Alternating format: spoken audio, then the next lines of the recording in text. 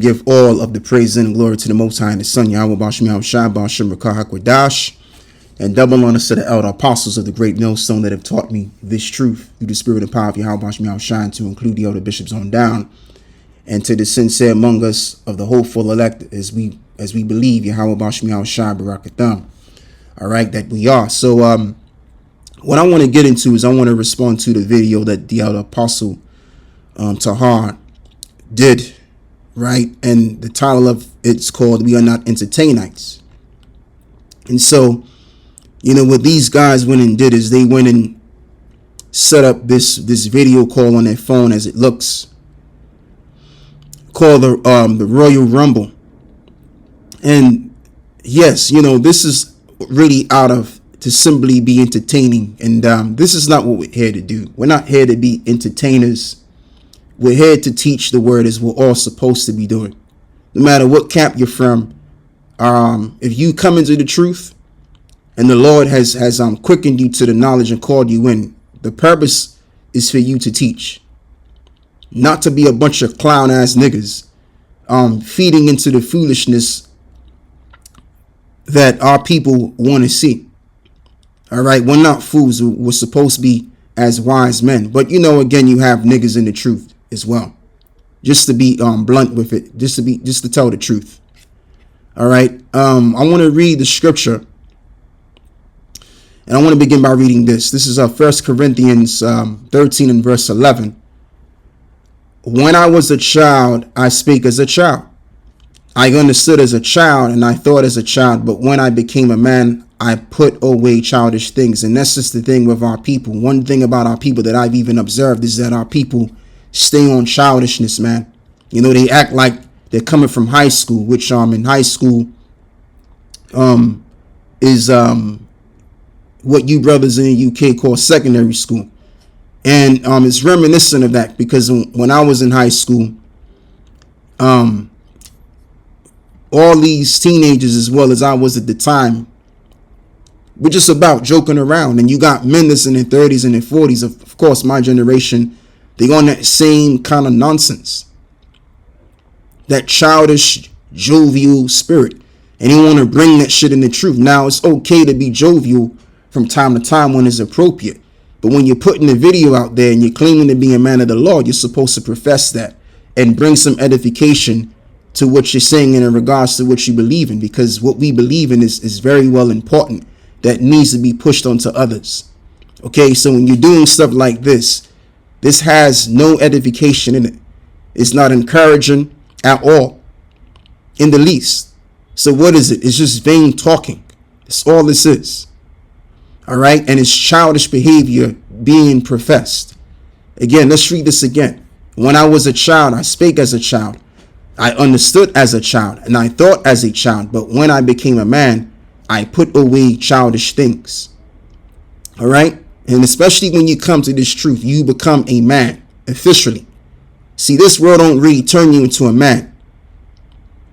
This truth does. So when you come to this knowledge, you're supposed to forsake childish behavior, childish things, because these things become frivolous and it's foolishness. Proverbs 13 and 16. Every prudent man dealeth with knowledge, but a fool layeth open his folly. And this is exactly just that. Folly which is laid open. Priest Hakar, Gawayam, Captain Tazariak, Hassad, Priest Dan, Radazan. And they doing what is called the Corey Royal Rumble. This is what you call bullshit. And just by the sound of my voice, I'm not in the bad mood. I'm just passionate. So it may come off that I'm in a negative mood, but I'm not. I'm in a very good mood. I'm just passionate about, this truth and as we're all supposed to be. So when we see foolishness, we're supposed to just deal with it, man, and call it how we see it. That's all it is. All right. Yeah. So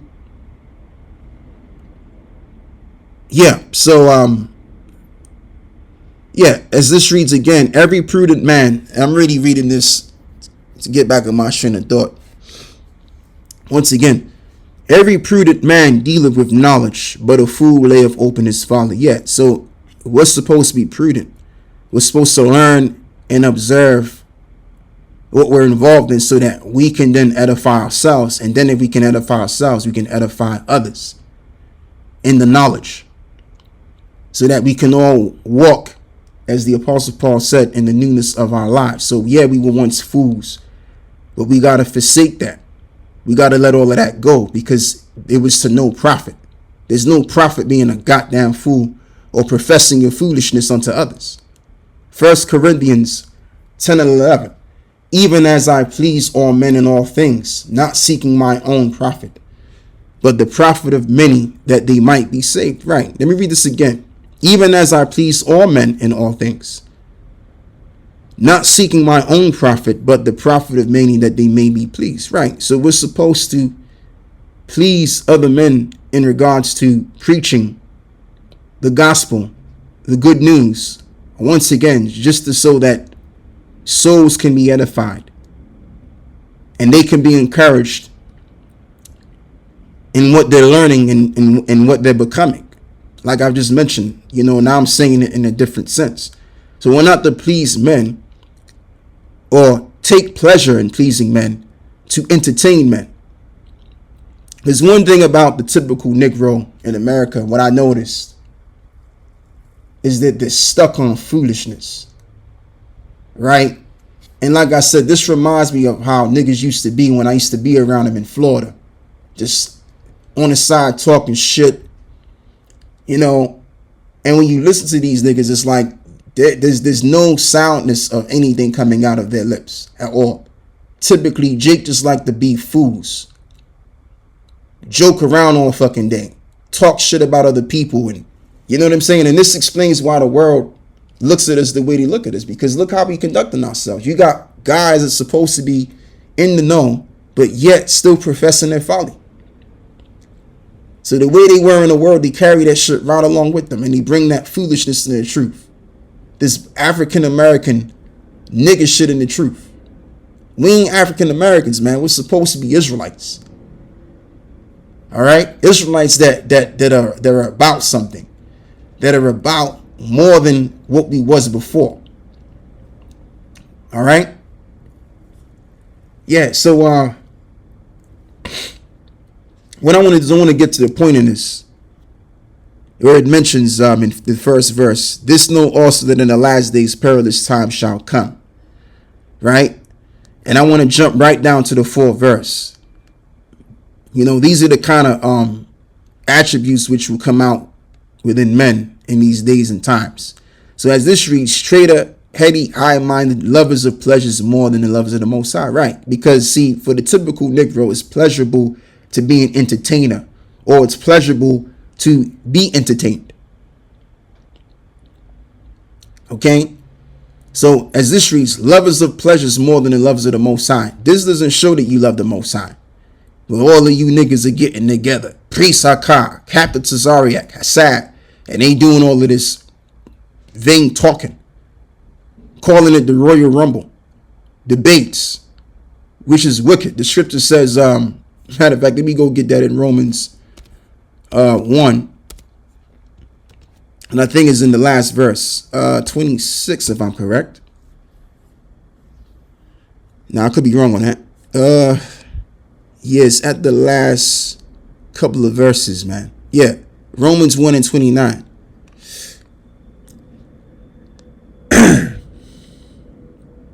Yeah, so as this reads,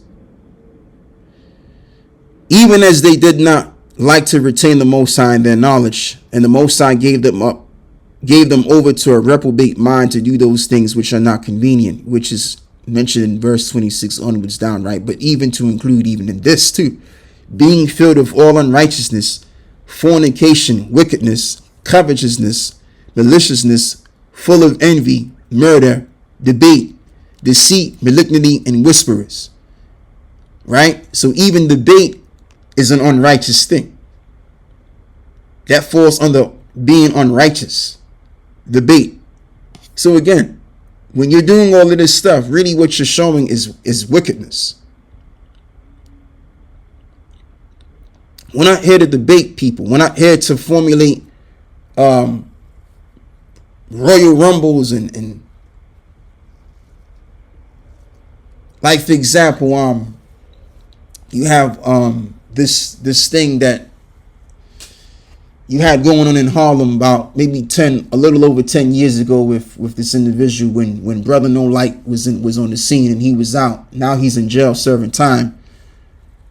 And you had what's the other guy? He was heading all of this stuff, man. Sharon Suit and Spaghetti. Oh man. Oh man, what's his name, man? What's his name? Oh shit. Oh boy. What's the guy that actually heads that shit? What's his name, man?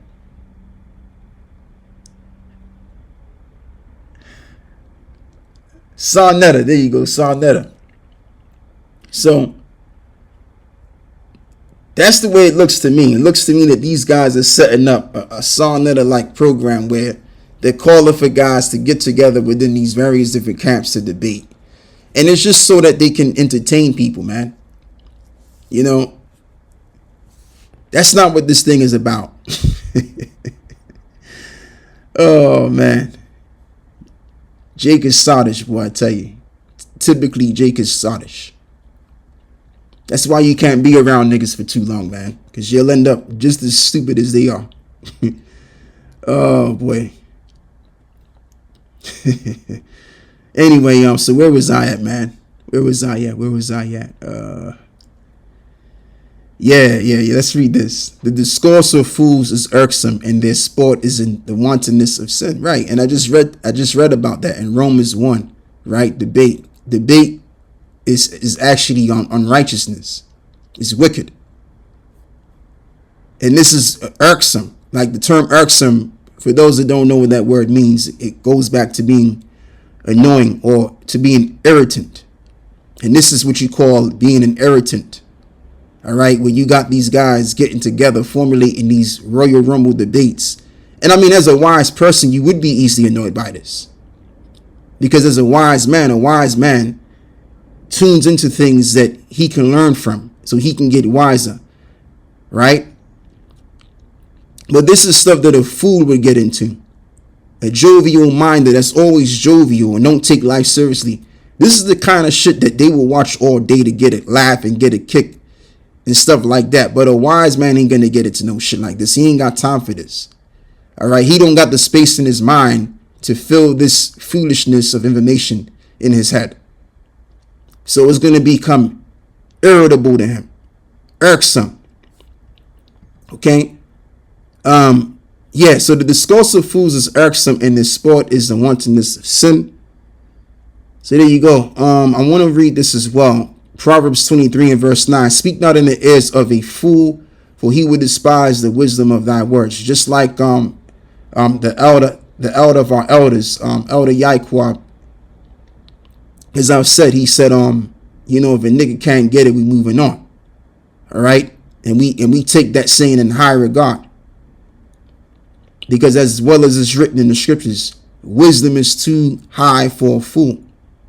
So even though we tell these guys time in and time out, whenever we get the chance to, whether it's Elder Pastor Ha or whether it's brothers, within the different rankings, we'll talk about them, how they going off, but they don't listen. All right. They don't listen because what? Wisdom is too high for a fool. So if they don't listen, then what's going to be the recompense of being a damn fool that don't want to turn from his foolishness? To their destruction. Proverbs 1 and verse 22. How long, ye simple ones, will you love simplicity? And the scorners are lighting their scorning, and fools hate knowledge. And what's going to be the recompense, like I said, of that is that they're going to be destroyed. Whoso despiseth the word shall be destroyed, but he that feareth the commandment shall be rewarded. And you show that not by word, but by action. So when something is said to you that is upright and you don't take heed to it, especially if it's coming from the word of the Lord, then guess what? You're showing that you hate the Most High. All right? Because the times are going to get real out here. The time is going to come where Jacob's trouble is going to be had. And this Israelite stuff that you guys claim to believe in, you're going to throw all of that away. And you know what you're going to do? You're going to result to take that implantable device because you never really believed in this truth anyway. It was never real to you. So when it gets real, as the saying goes, the men are going to be separated from the boys, have you will. Or let me say it in a different sense, right? The true believers are going to be separated from the false believers in that time, because the true believers kept it real in what they believed in. Okay?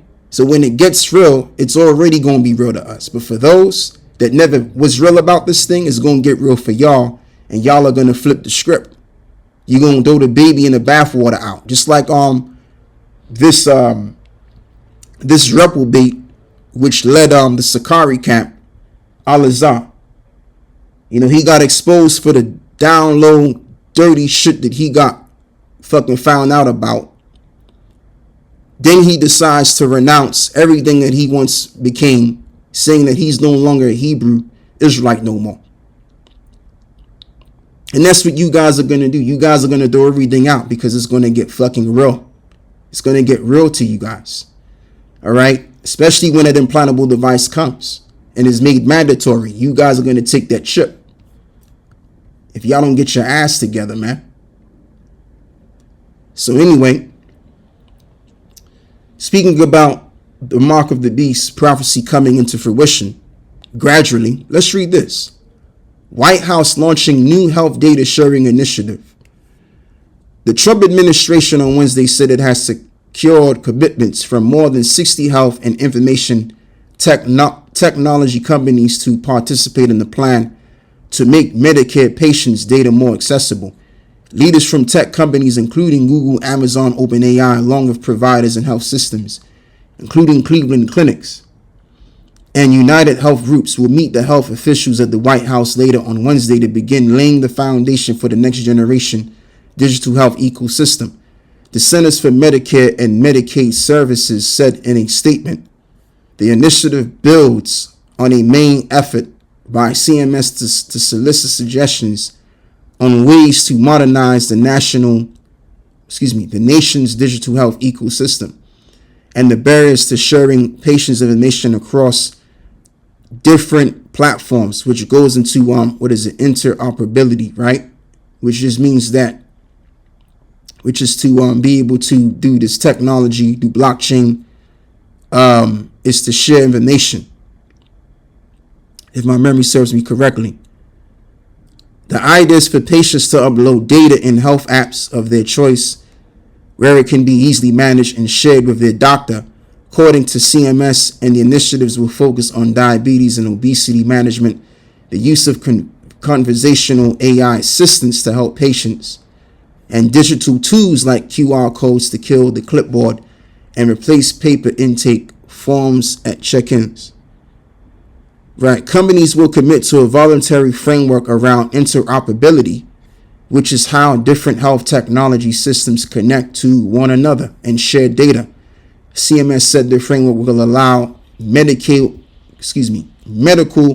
information to be easily shared between patients and providers. So again, they're building on this beast system. From the medical standpoint of things, they're digitalizing now. And I'm going to do a video about this more so because I found another article on the, what is it called? The whitehouse.gov, something along those lines. So I'm going to speak about that sooner than later. We'll see, Lord willing. So that's all I got to say with this. It's going to start getting real out here, man. I'm telling you. And these dudes that want to joke around and want to do frivolous shit like this, guess what? When the time comes, they're going to forsake everything they believed in, because it's going to get real, lest they repent. So that's all I have to say with this, man. Yeah, shalom.